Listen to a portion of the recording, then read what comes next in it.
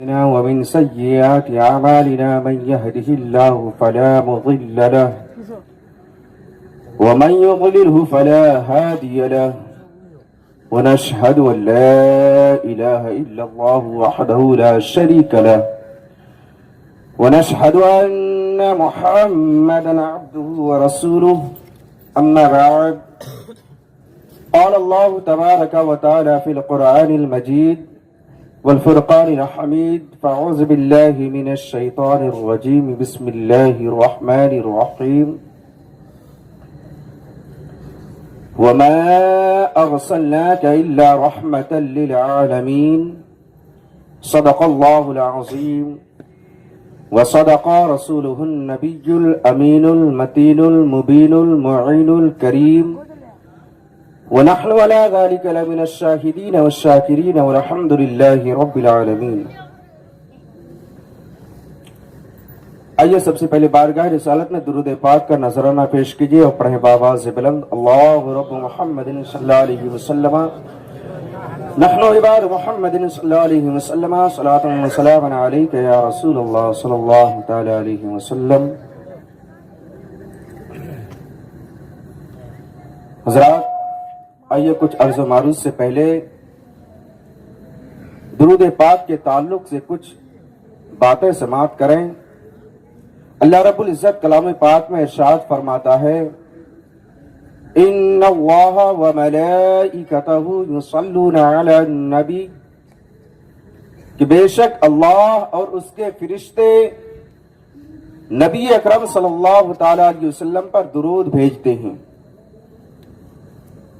آگے اللہ تبارک و تعالی ارشاد فرماتا ہے یا ایھا الذین آمنوا صلوا علیہ وسلموا تسلیما، اے ایمان والو تم بھی خوب خوب نبی اکرم صلی اللہ تعالی علیہ وسلم پر درود بھیجو۔ میرے دوستو، آپ پورے قرآن کو پڑھ لیجئے، پورے قرآن کا مطالعہ کر لیجئے، آپ کو کہیں یہ نہیں ملے گا کہ اللہ فلاں کام کرتا ہے تم بھی کرو۔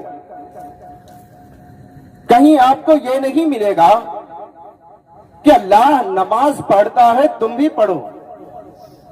کہیں یہ نہیں ملے گا کہ اللہ زکوٰۃ دیتا ہے تم بھی دو۔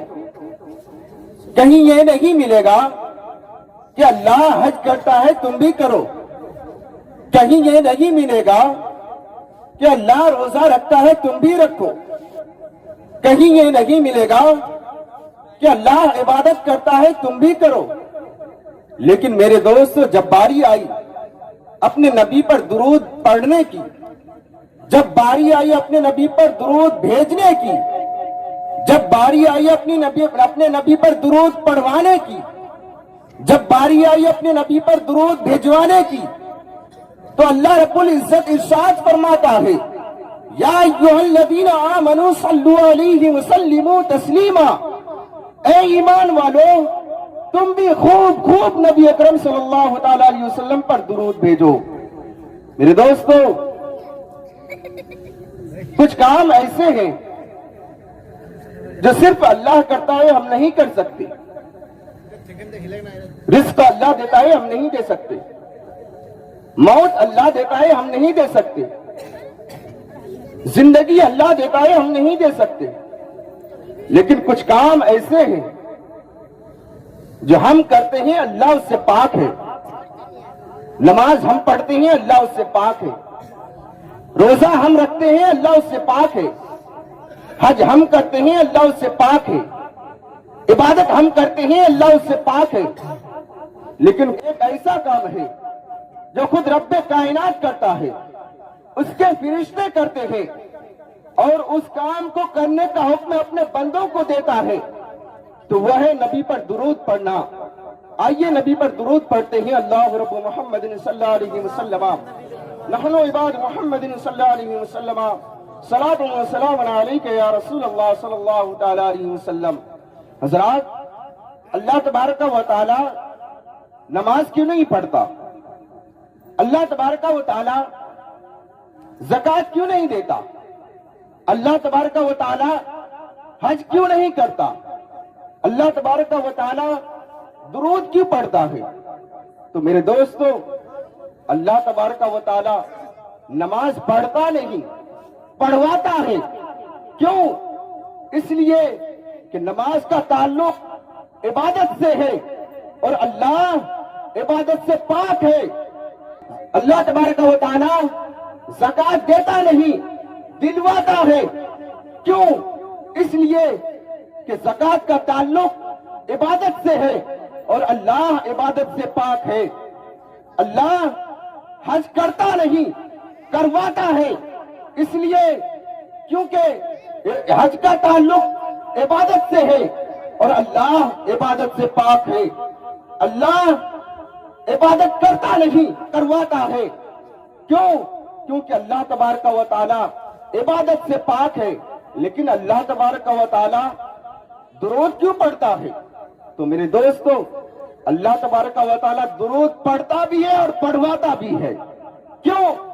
اس لیے کہ درود کا تعلق جو ہے محبت سے ہے اور اللہ تبارک و تعالی اپنے محبوب پر درود اس لیے پڑھتا ہے کیونکہ اللہ تبارک و تعالی اپنے محبوب سے محبت فرماتا ہے۔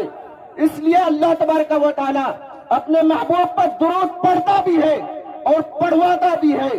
تو میرے دوستو، نبی پر درود پڑھنا کسی اور کی سنت نہیں بلکہ خالق کائنات کی سنت ہے، رب تبارک و تعالیٰ کی سنت ہے۔ آئیے پھر درود پڑھتے ہیں۔ اللہ رب محمد صلی اللہ علیہ وسلم، نحن عباد محمد صلی اللہ علیہ وسلم، صلاۃ و سلام علیک یا رسول اللہ صلی اللہ تعالی علیہ وسلم۔ حضرات، میں نے خطبہ مسنونہ میں ایک آیت کریمہ تلاوت کی۔ اللہ تبارک و تعالیٰ ارشاد فرماتا ہے، وَمَا أَرْسَلْنَاكَ إِلَّا رَحْمَةً لِلْعَالَمِينَ، اے محبوب، ہم نے آپ کو سارے جہان کے لیے رحمت بنا کر بھیجا۔ اللہ کے رسول صلی اللہ تعالی علیہ وسلم پوری دنیا کے لیے رحمت ہے، ہر عالم کے لیے رحمت ہے، چاہے وہ جانور ہو، انسان ہو، جنات ہو، چاہے فرشتہ ہو، ہر چیز کے لیے رحمت ہے، چاہے وہ کافر ہو، چاہے مسلمان ہو، چاہے سکھ ہو، چاہے عیسائی ہو، چاہے کسی بھی دھرم کا ہو، لیکن اللہ کے رسول صلی اللہ تعالی علیہ وسلم سب کے لیے رحمت ہے، چاہے وہ بوڑھا ہو، بچہ ہو، جوان ہو، عورت ہو، چاہے کوئی ہو۔ اللہ کے رسول صلی اللہ تعالی علیہ وسلم تمام جہان کے لیے رحمت بن کر اس دنیا میں تشریف لائے۔ میرے دوستو، شب معراج میں جب اللہ کے رسول صلی اللہ تعالی علیہ وسلم اپنے رب کے قرب خاص میں حاضر ہوئے تو اللہ تبارک و تعالی نے نماز کا تحفہ عطا فرمایا اور فرمایا، اے محبوب، ہم نے آپ کو اپنی مرضی کے مطابق نماز کا تحفہ عطا فرمایا ہے، لیکن اے محبوب، آپ کی کیا مرضی ہے، آپ کی کیا رائے ہے؟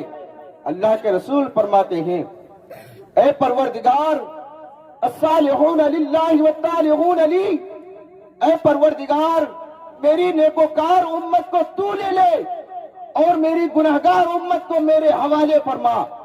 میرے دوستو، ایسی شان کریمی اور شان رحیمی کسی اور نبی میں نظر نہیں آتی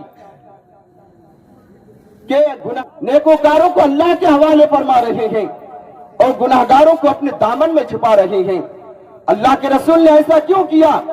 استاد زمن علامہ حسن رضا بریلوی رضی اللہ تعالیٰ عنہ فرماتے ہیں، ڈھونڈا ہی کرے صدر قیامت کے سپاہی، ڈھونڈا ہی کرے صدر قیامت کے سپاہی، وہ کس کو ملے جو تیرے دامن میں چھپا ہو۔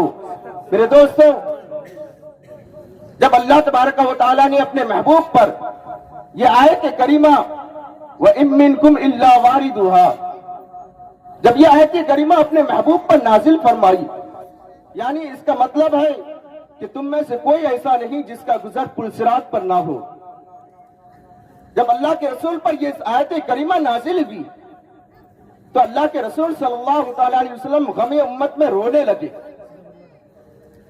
اور فریاد کرنے لگے، اے پروردگار میری گناہگار امت پلسرات سے کیسے گزرے گی، میری کمزور امت پلسرات سے کیسے گزرے گی۔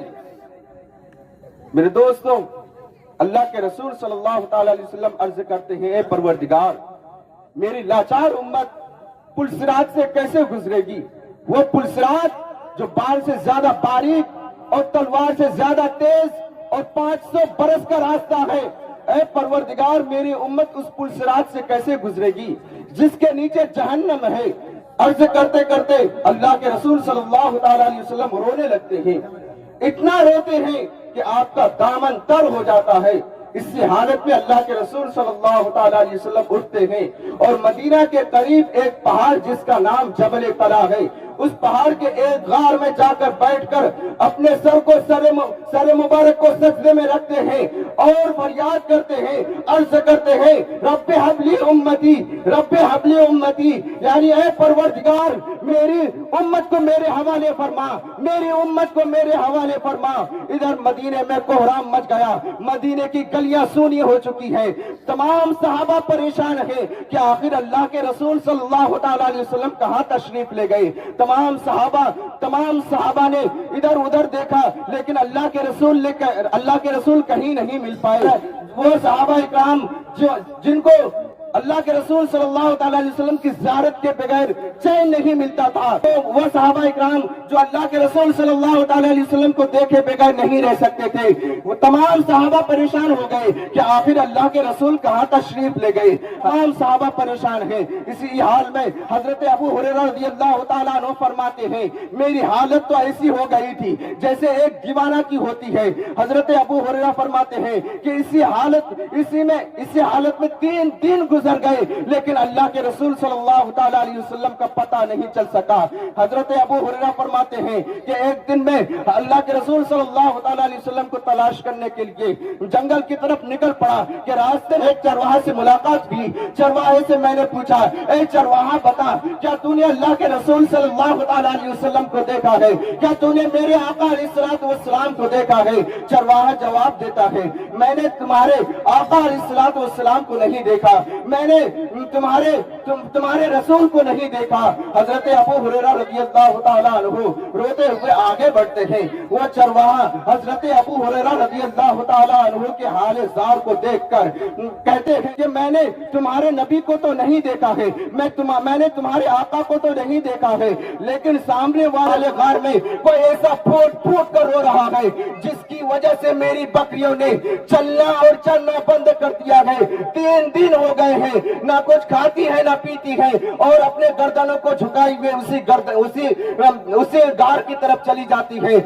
حضرت ابو ہریرہ رضی اللہ تعالیٰ عنہ سوچنے لگے کہ ایسی درد بھری آواز میں رونے والا کوئی اور نہیں بلکہ احمد مختار ہے، جناب محمد رسول اللہ صلی اللہ تعالیٰ علیہ وسلم ہے۔ حضرت ابو ہریرہ رضی اللہ تعالیٰ عنہ روتے ہوئے آگے بڑھتے ہیں، جا کر دیکھتے ہیں تو کیا دیکھتے ہیں کہ اللہ کے رسول صلی اللہ تعالیٰ علیہ وسلم سر مبارک کو سجدے میں رکھے ہوئے ہیں اور زاروں قطار رو رہے ہیں اور رب حبلی امتی، رب حبلی امتی کی صدائیں ہیں۔ حضرت ابو ہریرہ رضی اللہ تعالیٰ عنہ عرض کرتے ہیں، یا رسول اللہ اپنے سر مبارک کو سجدے سے اٹھا لیجئے، مدینے کی گلیاں سونی ہو چکی ہے، یا رسول اللہ اپنے سر مبارک کو سجدے سے اٹھا لیجئے، یا رسول اللہ تمام صحابہ پریشان ہیں، یا رسول اللہ اپنے سر مبارک کو سجدے سے اٹھا لیجئے۔ حضرت ابو ہریرہ رضی اللہ تعالیٰ عنہ عرض کرتے کرتے تھک گئے لیکن اللہ کے رسول نے اپنے سر مبارک کو سجدے سے نہیں اٹھایا۔ ادھر مدینے میں تمام صحابہ کو خبر مل گئی کہ اللہ کے رسول صلی اللہ تعالیٰ علیہ وسلم فلاں غار میں سر کو سجدے میں رکھ کے رب حبلی امتی کی صدائیں لگا رہے ہیں۔ تمام صحابہ اکرام بارگاہ رسول میں حاضر ہوتے ہیں اور عرض کرتے ہیں، یا رسول اللہ اپنے سر مبارک کو سجدے سے اٹھا لیجئے، یا رسول اللہ تمام صحابہ پریشان ہیں، یا رسول اللہ اپنے سر مبارک کو سجدے سے اٹھا لیجئے۔ تمام صحابہ عرض کرتے کرتے تھک گئے لیکن اللہ کے رسول نے اپنے سر مبارک کو سجدے سے نہیں اٹھایا۔ آخر میں حضرت سلمان فارسی رضی اللہ تعالیٰ عنہ فرماتے ہیں کہ حضرت فاطمہ الزہرا رضی اللہ تعالیٰ عنہا کو دیکھ کر اللہ کے رسول کے سارے رنج و غم دور ہو جاتے ہیں۔ حضرت فاطمہ کو بلایا جائے، جب حضرت فاطمۃ الزہرا رضی اللہ تعالی عنہا کو بلایا گیا تو حضرت فاطمۃ الزہرا رضی اللہ تعالی عنہا حضرت علی اور ساتھ میں حضرت امام حسن اور حضرت امام حسین بھی تشریف لائی. جب بارگاہ رسول میں پہنچے تو عرض کرنے لگی ابا جان مدینے کی گلیاں سونی ہو چکی ہے. ابا جان تمام صحابہ پریشان ہے. ابا جان آپ کو نہ پا کر 3 دن سے حسن و حسین نے کچھ کھایا نہیں. یا رسول اللہ اپنے سر مبارک کو سجدے سے اٹھا لیجئے. لیکن حضرت فاطمۃ الزہرا رضی اللہ تعالی عنہا عرض کرتی ہے اللہ کے رسول نے سر مبارک کو سجدے سے نہیں اٹھایا. عرض کرتے ہیں رب حبلی امتی رب حبلی امتی، اے پروردگار میری امت کو میرے حوالے فرما، میری امت کو میرے حوالے فرما. حضرت فاطمۃ الزہرا رضی اللہ تعالی عنہا عرض کرتے کرتے تھک گئی، لیکن اللہ کے رسول نے سر مبارک کو سجدے سے نہیں اٹھایا.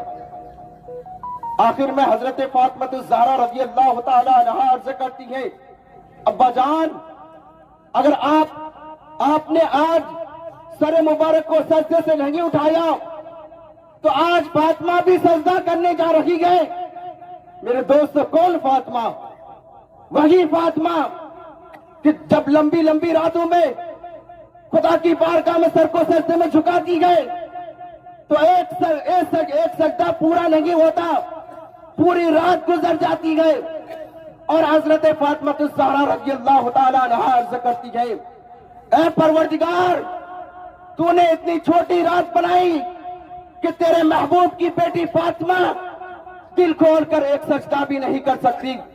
میرے دوستو وہی فاطمہ عرض کرتی ہے بابا جان اگر آج آپ نے سر مبارک کو سجدے سے نہیں اٹھایا تو آج فاطمہ بھی سجدہ کرنے جا رہی ہے.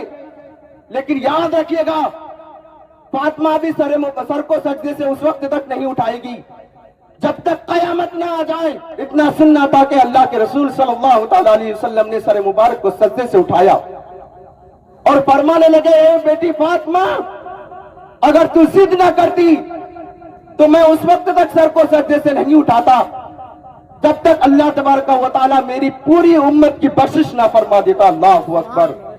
اعلیٰ حضرت فرماتے ہیں کہ اللہ کیا جہنم اب بھی نہ سرد ہوگا، اللہ کیا جہنم اب بھی نہ سرد ہوگا، رو رو کے مصطفیٰ نے دریا بہا دیے ہیں. اور اعلیٰ حضرت فرماتے ہیں کہ کیوں کہوں بے کس ہوں میں، کیوں کہوں بے کس ہوں میں، کیوں کہوں بے بس ہوں میں، تم ہو میں تم پر فدا، تم پہ کروڑوں درود اور کر کے تمہارے گناہ مانگے تمہاری پناہ، کر کے تمہارے گناہ مانگے تمہاری پناہ، تم کہو دامن میں آ تم پہ کروڑوں درود. میرے دوست ہمارے کہنے میں آپ کے سننے میں اگر کسی طرح کی کوئی غلطی ہو تو اللہ تبارک و تعالیٰ اپنے حبیب کے صدقے میں معاف فرمائے.